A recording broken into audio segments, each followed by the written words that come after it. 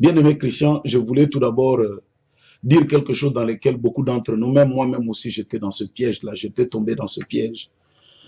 Le piège là, c'est quoi? Le piège, c'est simplement le piège de dire parfois de temps en temps, quand il y a quelque chose qui fly, ça sort dans la ville. Tu as entendu un tel frère à prêcher et tu dis par exemple, non, je vais positionner mon église. Nous tous, moi je ne prêche pas d'aujourd'hui, je prêche depuis 91, c'est-à-dire 91, je suis pasteur. Donc nous étions dans cette histoire-là. Dès que tu entends quelqu'un dire un mot là-bas, tu prends directement. Et quand on te pose la question, tu dis non, je suis en train de positionner mon église. Je suis en train de dire quelque chose pour pouvoir mettre de l'ordre dans mon église. Mais moi, je crois qu'il y a trop la discipline fraternelle. Quand tu entends un frère prêcher quelque chose que vous ne voyez pas bien, il faut tout d'abord le voir, lui poser la question. Pour que nous évitions des conséquences. Parce que quand quelqu'un a vraiment la crainte de Dieu, il aura peur de dire quelque chose contre. Est-ce que frère Branham n'a pas dit ça? Ton ciel en dépend, ton millénium en dépend, la vie de tes enfants en dépend, selon ce que nous venons de lire ici. Donc évitons un peu d'être pressés à faire des déclarations. Je l'ai dit aussi pour moi-même. C'est un conseil pour moi-même aussi, d'éviter. Et c'est là, donc je vais lire une dernière citation. Donc, et à partir de ce moment-là, je vais maintenant me plier aux questions et réponses de frère Christian sur l'épaule.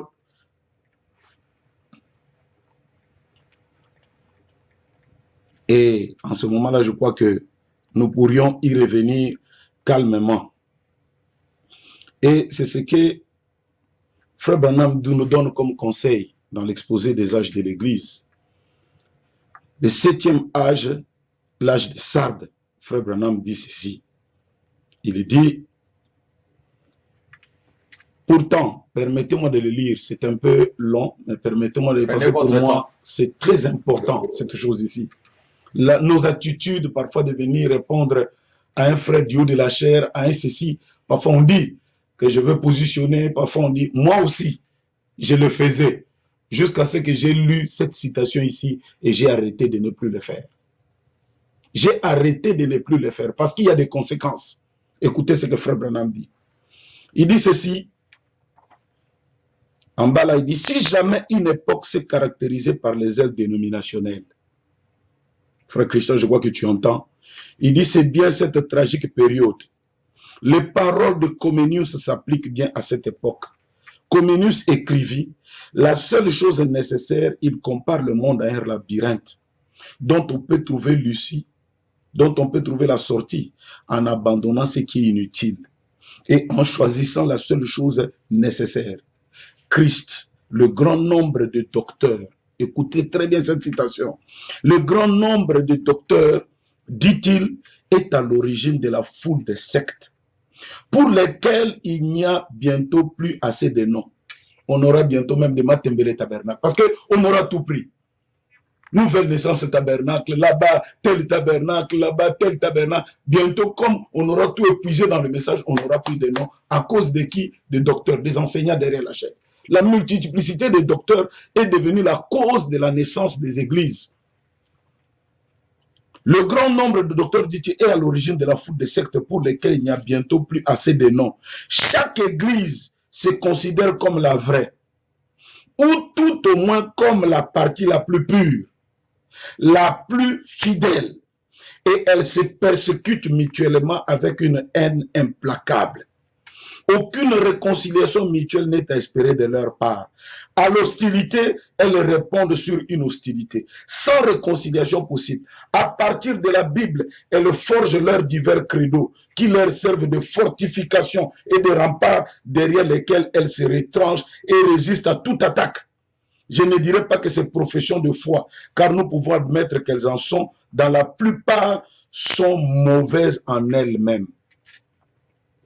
Elles le deviennent pourtant ce qu'elles alimentent le feu de l'hostilité.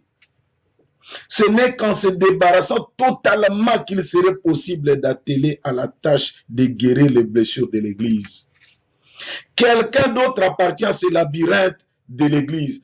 Quelqu'un d'autre appartient à ce labyrinthe des sectes et des confessions diverses. L'amour de la dispute. Donc, on est arrivé à l'amour des gens qui aiment se disputer.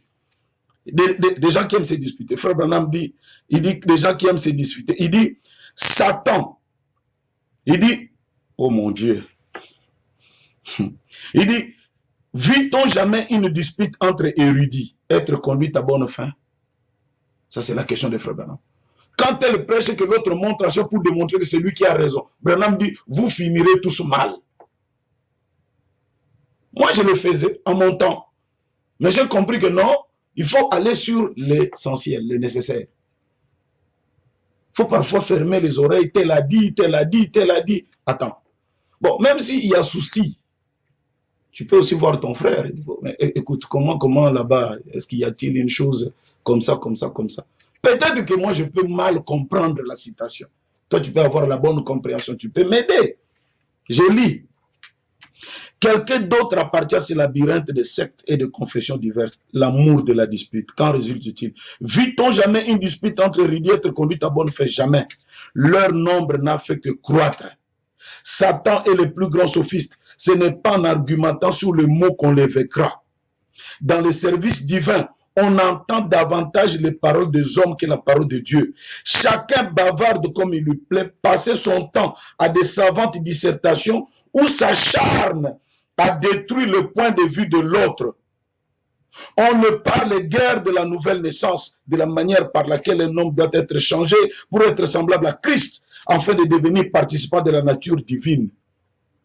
Frère Branham dit, à cause de ce genre de prédication, il dit, afin de devenir participant de la nature divine, 2 Pierre 1,4, du pouvoir que l'Église avait reçu par les clés, à cause de ce genre de discours, à cause de ce genre de service, à cause de ce genre de prédication, de ce discours-là, il est dit, du pouvoir que l'Église avait reçu par les clés, il ne lui reste que celui de délier.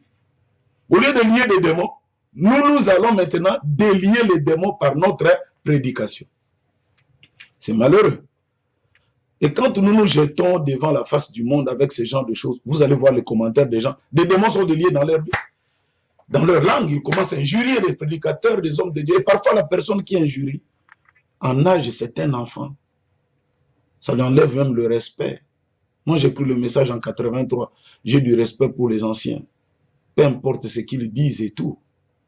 À ceux-là que Dieu peut me faire la grâce, je peux leur voir et leur dire. Et tout. Les enfants de Dieu ne payent pas les billets pour venir écouter des enfants dissertation qui ne consistent qu'à détruire le point de vue de l'autre, montrant aux uns aux autres que moi, j'ai raison. Nous avons perdu le pouvoir de lier les démons. Nous n'avons eu maintenant que le pouvoir de délier. Voilà. Donc, ce sont ces conseils ici, avant que je n'entre. Je ne les dis pas simplement pour un frère, parce que cette vidéo sera vue par beaucoup de frères, beaucoup de prédicateurs aussi. On doit s'arrêter un peu. Tel a dit, on monte. Tel a dit. Maintenant, regardez la réaction que cela produit dans les enfants de Dieu. Ça a changé leur vie. Ça leur amène à la nouvelle naissance ou ça leur amène à critiquer. Ou ça les amène à maintenant parler en mal des autres. Et quand on parle en mal des autres, moi je me dis alors, vous n'avez plus lié les diables, vous l'avez délié dans les vies des gens. Et c'est le conseil des frères Branham. Donc à ce moment-là, cette église ne peut être que loin par des démons. C'est vraiment à ce que j'ai compris. Je vous ai dit ici, ma petite église est d'au moins 3500 personnes à Pointe-Noire. Mais j'ai appris beaucoup de choses. J'ai appris un peu beaucoup de choses par moi-même, par la grâce de Dieu, à aller petit à petit, à ne plus faire des choses par rapport aux gens, de dire les choses par rapport à ce que Dieu me révèle et mon église. Et surtout de veiller à la qualité de vie qu'ils doivent mener. Faire très attention sur le message, ne pas ajouter, ne pas retrancher parce que ma vie en dépend, la vie de mes enfants en dépend. C'est un conseil que j'ai donné. Je sais, mon conseil peut-être ne fera rien. Les gens vont continuer comme ils ont l'habitude de faire. Et moi, avec la petite expérience que j'ai dans le message, j'ai beaucoup parlé. Des gens qui parlent, oh, tel il a dit, ça n'existe pas, tu dis. Et comme nous en avons l'habitude, les gens continuent à aller de l'avant, en cherchant toujours les erreurs, les erreurs, les erreurs. Et frère Branham dit, quand vous cherchez les erreurs, vous en trouverez beaucoup. Donc frère Christian, voilà un peu la petite intro. Maintenant, si tu as des questions sur la chose, donc l'épaule, nous allons y entrer. Si tu peux toujours poser sur la chose, donc l'épaule, nous allons y entrer. Tu peux toujours poser. Voilà, avant de laisser le révérend de faire la mise au point sur l'épaule. Nous avons suivi ce que le pasteur Life a donné. C'est au fait ça, c'est le problème fondamental que nous trouvons aujourd'hui parmi les enfants de Dieu. Nous, les fidèles, nous voyons ça. Et heureusement, vous avez suivi le pasteur Life a dit que lui-même, dans le passé, était victime de ces choses. Ouais. Lorsqu'il entendait un prédicateur dire, il montait directement à la chair. Maintenant, l'impression que ça donne le révérend, même si vous, le prédicateur du niveau de la chair, vous ne mentionnez pas les noms des autres prédicateurs, mais nous savons, quand vous prêchez, nous savons très bien, vous êtes en train de répondre à un tel prédicateur. Est-ce que c'est un peu brut de demander, est-ce que vous, les hommes de Dieu, les pentecôtés sont faits à ça à Kinshasa? Ils se sont retrouvés dans une colloque parce qu'ils voyaient tel autre à parler, celui-là monte à la télé, il réplique, l'autre monte à la télé, il réplique. Ils ont dit, allons quand même dans une conférence et ils ont pris une charte de décision pour dire, voilà, si un prédicateur parle et que je vois que ça ne respecte pas les normes publiques, je vais aller le voir au lieu de monter sur ma chaise et détruire l'autre prédicateur. Est-ce que vous, à votre niveau, vous avez quand même la notoriété en tant qu'enfant de Dieu prédicateur, vous ne pouvez pas vous retrouver dans une conférence, dans une réunion pour parler de ces problèmes fondamentaux qui vous détruisent en tant que prédicateur? Oui, ça nous détruit parce que, vous savez, même cette citation que je viens de lire, beaucoup de gens ne savent pas que ça existe. C'est la première fois que je lis. Donc, faire très attention, monter avec les arguments de l'autre derrière ta chair. Tu ne fais pas du bien à ce peuple-là. Tu leur détruis. Tu leur détruis. Et c'est très important. Et maintenant, vous allez voir seulement la réaction des gens. Quand les gens sortent là, ce n'est pas l'onction. Ce n'est pas l'onction. L'onction, c'est autre chose. L'onction change. Aaron a oublié, par oubli, par mégarde, le petit bois, le bois qu'il avait d'olivier. Et le lendemain matin, on a vu des chrysostomes, des fleurs qui sont sorties et tout par oubli. Et nous, quand on est dans cette présence, quand on sort, on commence maintenant à écrire des choses sur des réseaux sociaux. Donc ça veut dire, ça délie quelque chose, une puissance négative. Et je crois, on a eu des conférences, comme nous en avons habitude, de conventions sur des grandes choses, des grands thèmes.